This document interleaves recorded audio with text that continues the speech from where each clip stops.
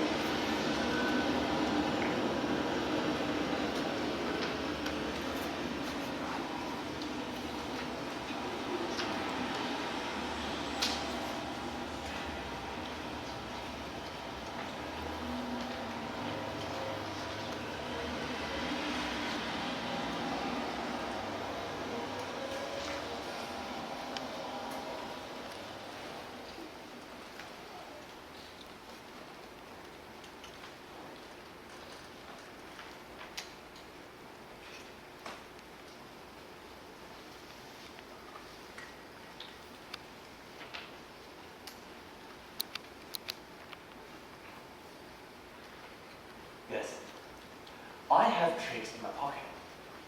I have things up my sleeve. But I'm the opposite of a stage magician. He gives you illusion that has appearance of truth. I give truth in a pleasant disguise of illusion. To begin with, I turn back time. I reverse it to like one period. The 50s. But a huge middle class of America was matriculating in the school for the wine. Their eyes had filled with warmth.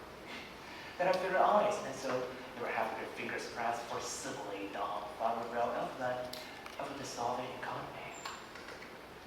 In Spain, there was revolution. Here, there was only shouting and confusion. In Spain, there was Guernica. Here, there were disturbances of labor and revolt. In otherwise peaceful cities such as Chicago, Columbus, St. Louis. This is the social background of the play. The play is memory. Being a memory play is reminded. It is sentimental. It is not realistic. In memory, everything seems to happen in music. That explains the vivid wings. I am the narrator of the play and also a character in it. The other characters are my mother, Amanda, my sister Laura, and a gentleman caller who appears in the final scenes. It's the most realistic character in the play. I'm sorry from the world of reality that you were somehow set apart from. But since I have avoided weakness for some rules, I'm using this character also as he's a long delayed but always expected something I live for. There's a fifth character in the play who doesn't appear exactly. And this rather than an absent photograph of the mental. This is our father, who left us a long time ago. He was a telephone man who fell in love with long distances. He gave up his job with the telephone company, escaped with life and taxi out of town. The last we heard of him was a picture postcard from Oslo on this Fickle's Massacre and a message of terror. Hello. Goodbye. Hello, actors. I think the rest of the play will explain so. Tom, Yes, Mother. we can't say grace until you come to the table. Coming, Mother.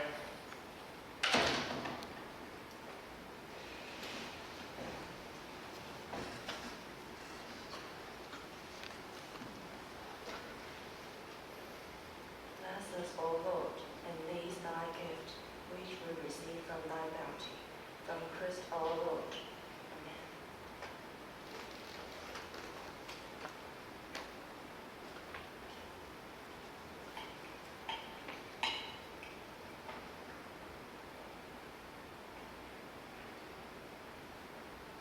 Honey, don't push with your fingers.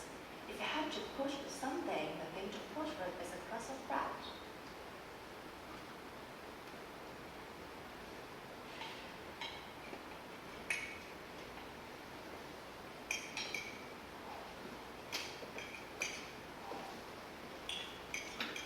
And chew, chew. Animals have secretion in their stomach which enable them to digest food through mastication, but human beings are supposed to chew their food before we swallow it down.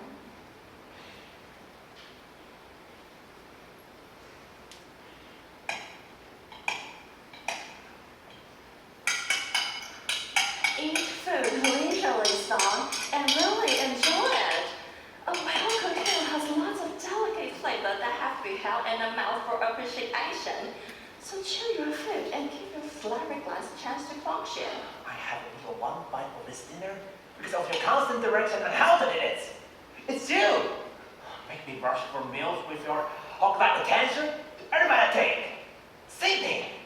Suppose I have all these discussions of animal secretion, salivary gland, mastication. Tougher like metropolitan stuff. You are not excused from the table. Get a cigarette. You smoke too much. I'll bring in a blanche. No, sister, no, sister. You be the lady this time, and I be the darky. I'm already up. Resume your seat, little sister. I want you to stay fresh and pretty for Dr. Colas. I'm not expecting any gentleman callers. Sometimes they come when they are least expected. Why? I remember one Sunday afternoon in Blue Mountain. I know what's coming. Yes, let her tell it. Again? She loves to tell it.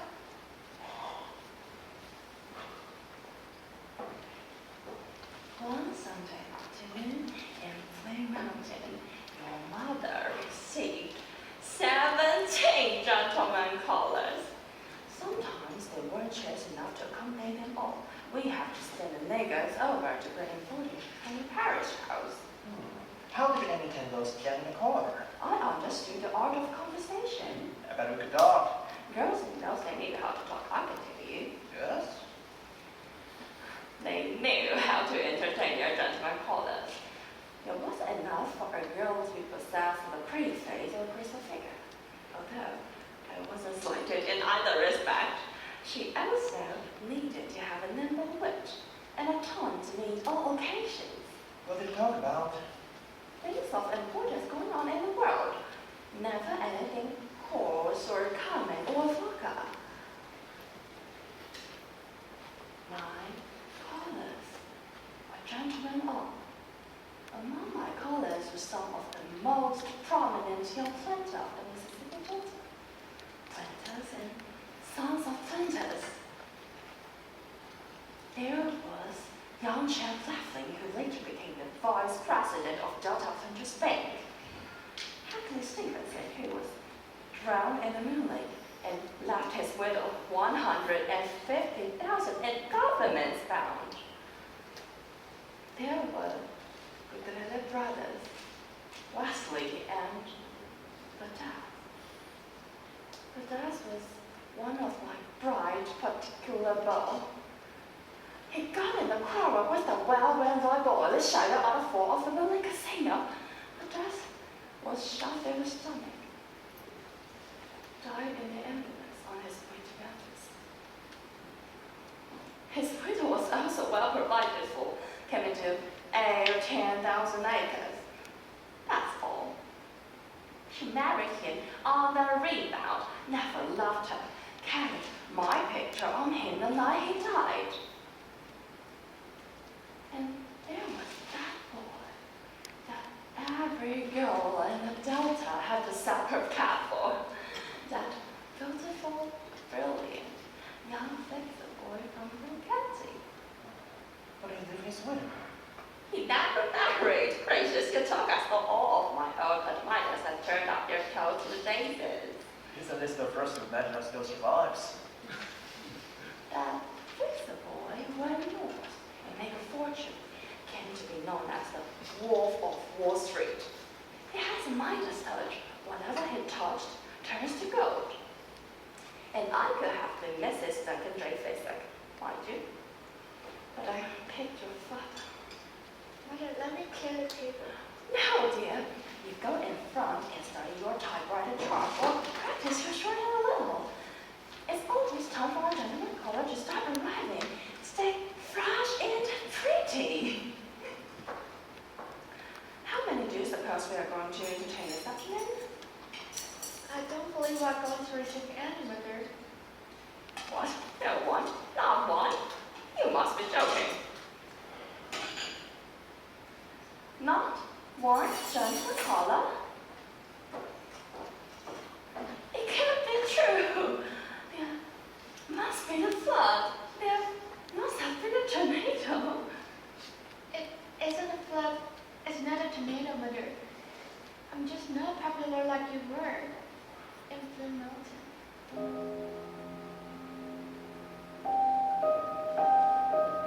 Mother's afraid I'm going to be an old maid.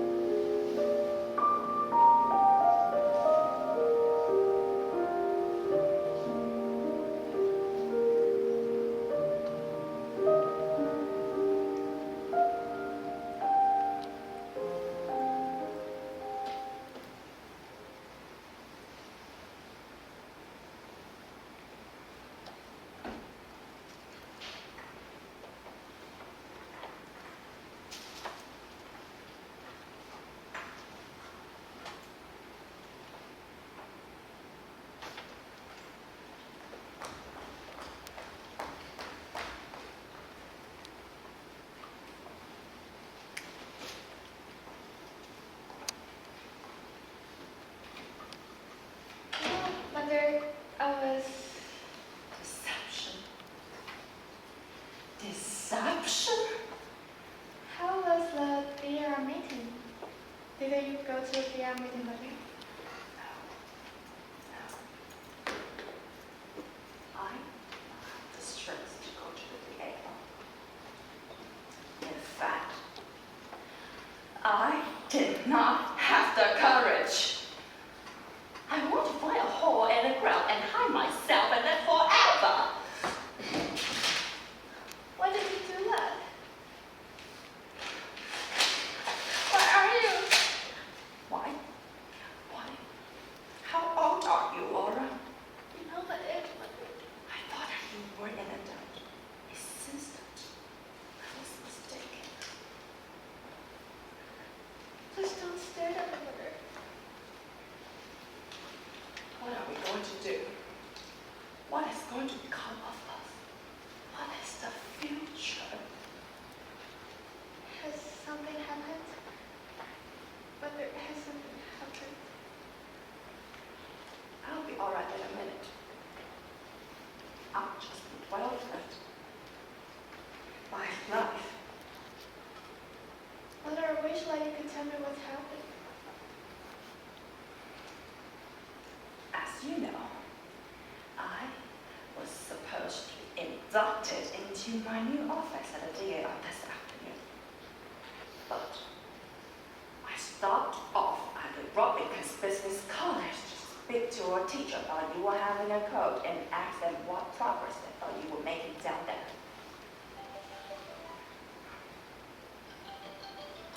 I went to the type instructor and introduced myself as your mom. She didn't know who you were. Well, she said, we don't have any such student in your high school. I assured her she did that you had been going to classes this early in January. I wonder, she said, if you could be talking about that terribly shy little girl who dropped out of school after only a few days' attendance. No, I said, Laura, my daughter has been going to school every day for the past 6 weeks. Excuse me? She said. She took the attendance book out, and there was your name, unmistakably printed. All the days you were absent until they decided that you had dropped out of school. I still said, no, there must have been some mistake. There must have been some mix-up in the records. And she said, no, I remember her perfectly now. Her hands shook so that she couldn't hit the right keys. The first time we gave a speed test, she broke down completely, was sick at the stomach, and almost had to be carried into the washroom. After that morning, she never showed up anymore. We phoned the house, but never got any answer. While I was working at famous bar, I suppose, demonstrating those, I felt so weak that I could barely get on my feet. I had to sit down while they got me a glass of water.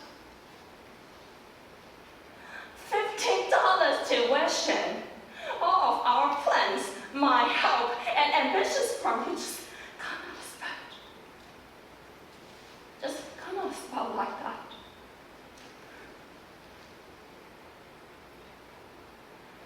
What are you doing? Laura, where have you been going out pretending that you were going to business college? I've just been going out walking. That's not true. It is. I just went walking. Walking.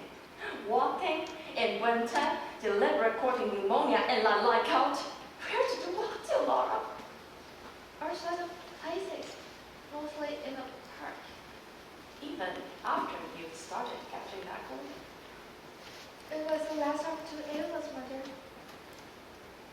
I couldn't go back there. I threw up on the floor. From 7:30 till after 5 every day. You mean to tell me you walk around in the park because you wanted to make me think that you were still going to Robinson's Business College?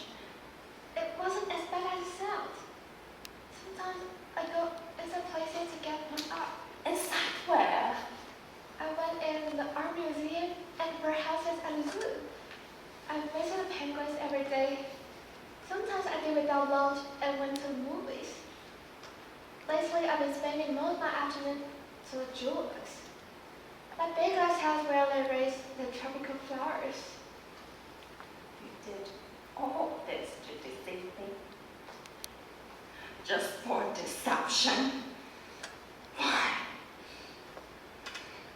Mother, you're disappointed because of a sorry look at her face, like the picture of Jesus' mother in the museum.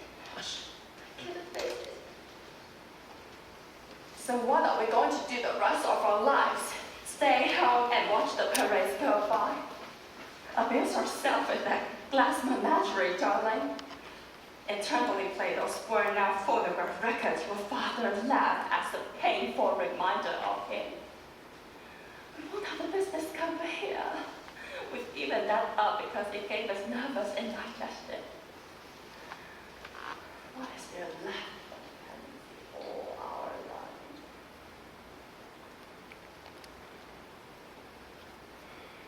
I knew so well what becomes of the unmarried women who are prepared to occupy a position.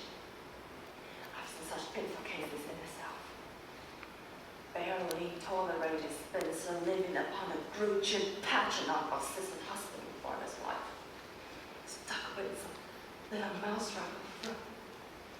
Encouraged to visit one and not another. Little bird-like women without any nest.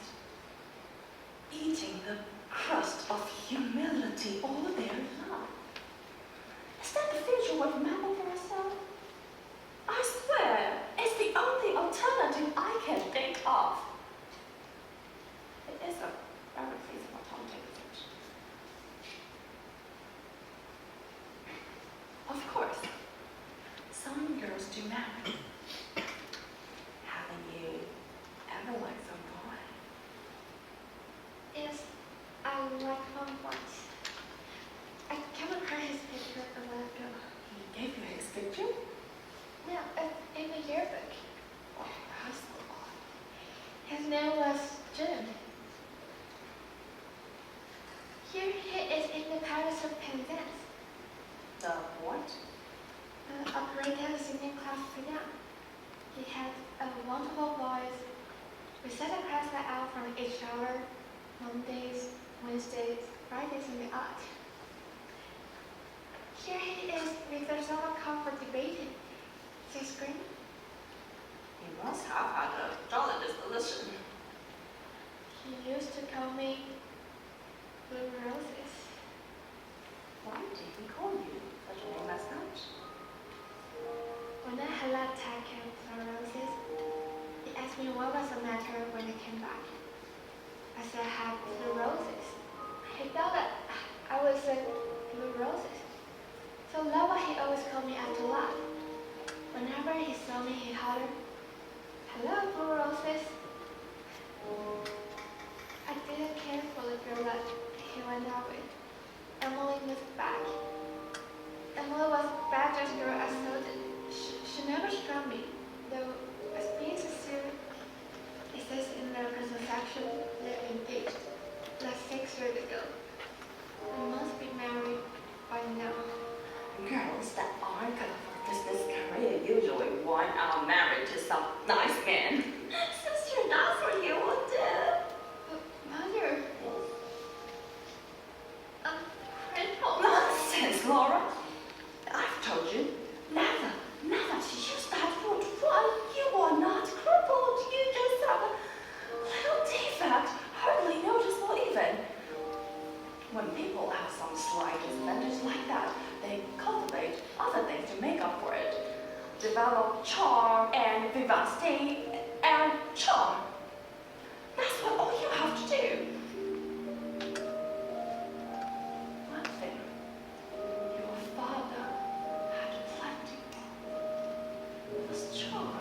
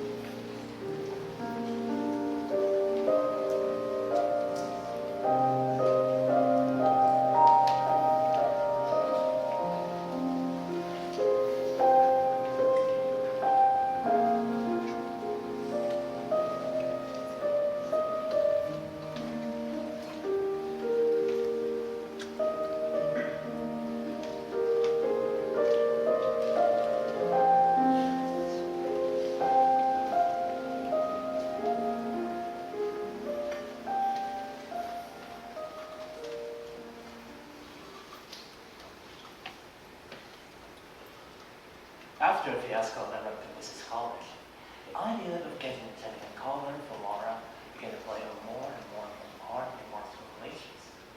It became obsessional, like some archetype of the universal conscious image of the technical collar held in our small apartment.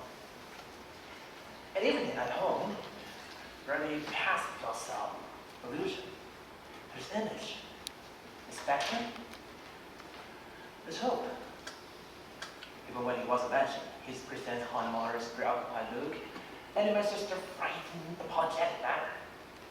How like sadness passed upon the windfalls. One was a moment of action as well as words. She began to take logical steps in the planned direction.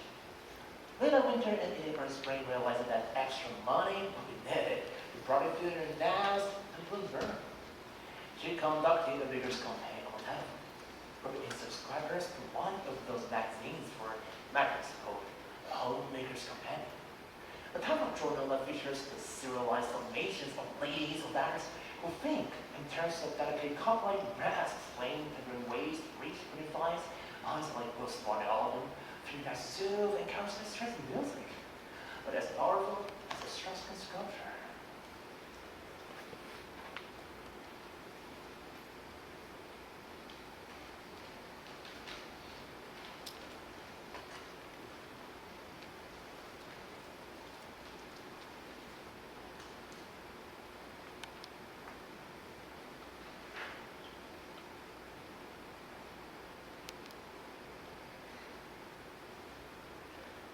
Scott, this is Lena Wingfield. We missed you at the DA on last Monday. I said to myself she's probably suffering with a sinus condition. How's that sinus condition?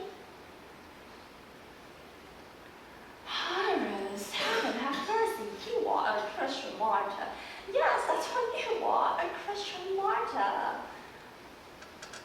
Well, I just now happened to notice in my little Bible that your subscription to Companion has about to expire. Yes, it expired the next issue, honey. Just when that wonderful new serial by Bessie May Harper is getting off to such an exciting start.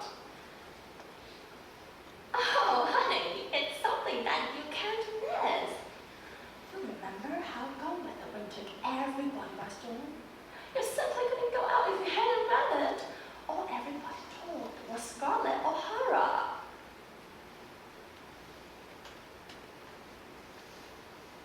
Well, this is the book that critics already compared to Gone with the Wind. It's the Gone with the Wind of the post-World War generation. What? That mean? Oh, honey, do that again. Go look in the oven and I'll hold the wire. Yes, I think she's hung up.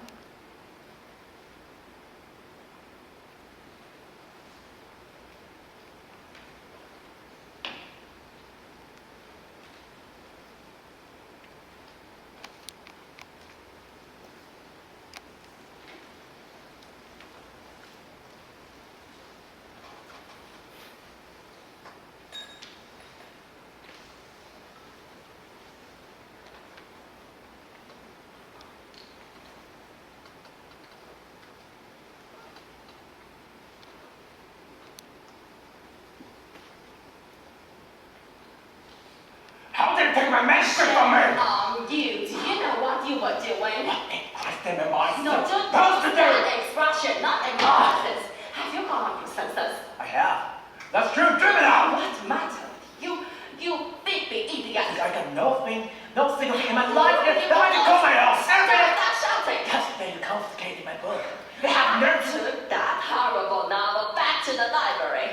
Yes, that hideous book by the insane Mr. Owens. I cannot control the output of a diseased mind or people who cater to them. But I won't allow such filth brought into my house. No. House. Who patronized? Who made a statement? Don't say it.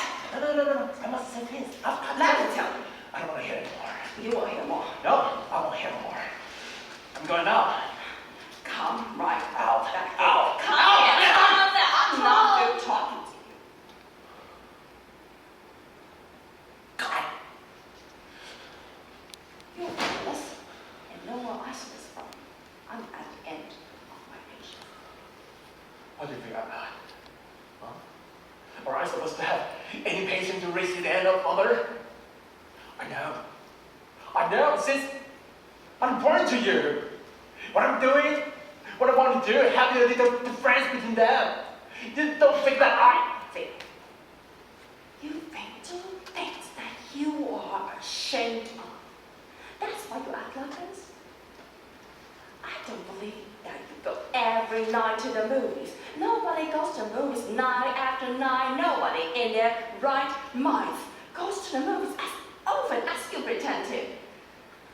People don't go to the movie at nearly midnight and movie don't let up at 2 a.m. come and stumbling, muttering to yourself like a maniac. You only get 3 hours sleep and then go to work. I can picture the way you were doing down there. Mopping, doping, because you are in no condition. Oh, I'm no condition. What right have you got to jeopardize the security of us all? I don't think we've managed if you want. Listen! You think I'm crazy about a warehouse? You think I'm in love with continental shoemakers? You think I want to spend 50 fires down there in that Celtex inferior with fluorescent tubes? Look, I'd rather somebody pick up a crowbar and burn my brains than go by mornings.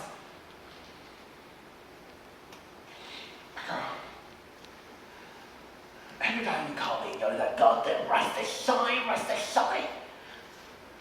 say to myself, how lucky that people are. But I get up. I go. For $65 a month, I give up all I dream of doing and being ever. And you say self?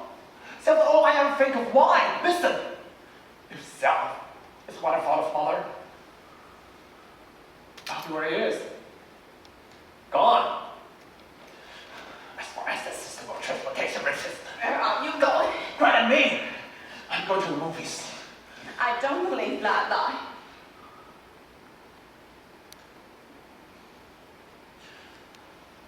I'm going to open dance. Yes, open dance. Dance of white and criminal's handles Mother. I'm doing the Hunger Game.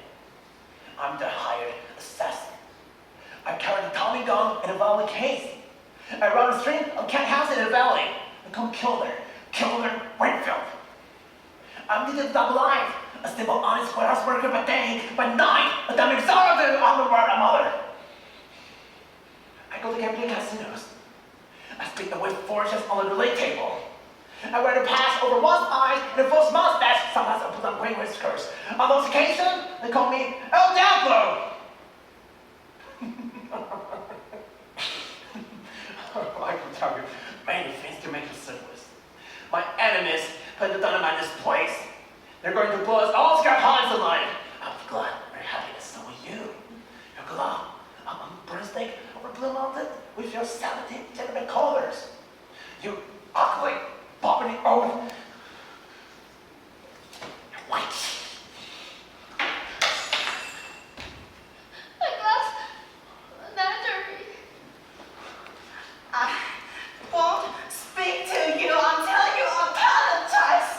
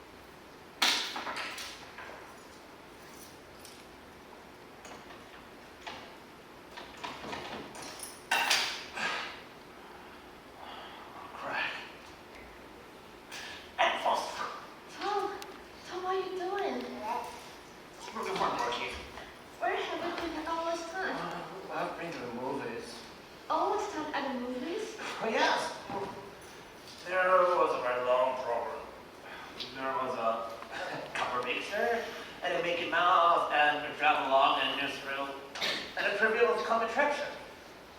And there was an artisanal and a collection from their found simultaneously. Which ended up terrified me to the faculty.